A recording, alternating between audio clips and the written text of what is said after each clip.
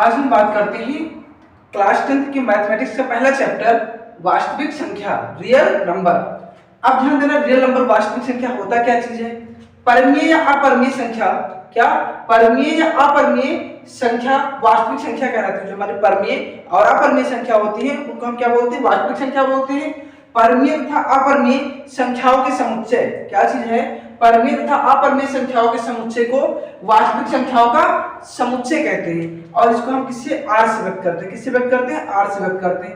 अब ध्यान देना, वास्तविक संख्या क्या होता है? जैसे -1, 3 √2/5 ये सब हमारे क्या है? वास्तविक संख्याएं कहलाती हैं। अब देखो वास्तविक संख्या किन किन से मिलकर बनी होती है?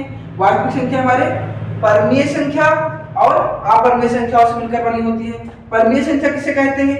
परमीय संख्या वह संख्या होता है जो P/Q के रूप में लिखा हो और Q ≠ 0 हो। जैसे -1, 1, 3/5। अपरमीय संख्या जैसे √2, √3 जैसे हमारे क्या है? अपरमीय संख्या है। अब परमीय संख्या जो हमारी होती है ये दो प्रकार में मानी जाती है। क्या किन किन से मिलकर बनी होती है? तो ये पूर्णांक और भिन्न संख्याओं से मिलकर बनी होती है। पूर्णांक जैसे -1, 2। आप ध्यान देना, पूर्णांक क्या होते हैं? पूर्णांक हमारा धन पूर्णांक भी होते हैं और ऋण पूर्णांक भी होते हैं और इसमें शून्य भी होता है। अब जैसे धन पूर्णांक क्या होगा? 1, 2, 3 इनफाइनाइट तक। शून्य तो आपको पता है, शून्य ना तो नेगेटिव होता है ना तो पॉजिटिव होता है। ऋणात्मक पूर्णांक क्या होता है?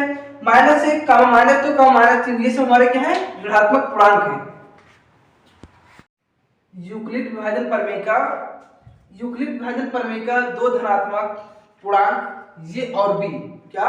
दो धनात्मक पूर्णांक ये और बी, ये और बी दिए रहने पर ऐसी पूर्ण, ठीक है ना, ध्यान देना, ऐसी पूर्ण यहाँ पे अद्वितीय संख्या कर देते हैं।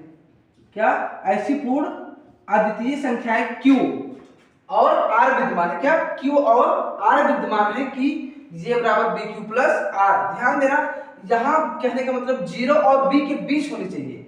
0 और B के बीच मतलब 0 से बड़ा होना चाहिए या 0 से बड़ा और B से छोटा या बराबर होना चाहिए, ये कह रहा है। अब ध्यान देना, यहाँ ये का मान जो ये हमारा ये दे रखा है ये क्या है? ये हमारा भाज्य क्या है? भाज्य है। और B बराबर क्या है? भाजक है। Q क्या है? भागफल। और R क्या है? शेषफल। यहाँ ध्यान देना, जैसे हम क्या करते हैं 2/9। अब ध्यान देना, यहाँ पे 2 × 8, यहाँ 1 आ गया। यहाँ पे क्या आया? 1 आया। अब यहाँ पे हमारा भाज्य क्या होगा? भाजक क्या होगा? भागफल क्या होगा? और शेषफल क्या होगा?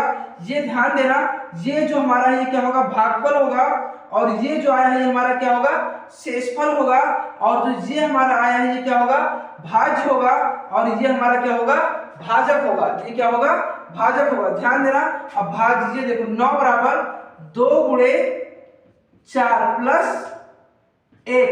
अब यहां से ध्यान देना, देखो 9 हमारा क्या हो गया? भाज्य, तो मतलब ये भाज्य हो जाएगा। और 2 हमारा 2 क्या है? भाजक, तो मतलब क्या हो जाएगा? 2 भाजक हो जाएगा। यहाँ पे आ गया भागफल।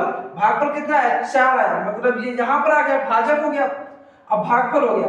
अब ध्यान देना, एक यहाँ पे क्या है? शेषफल, तो यहाँ पे 1 आया, हमारा क्या हो गया? शेषफल हो गया।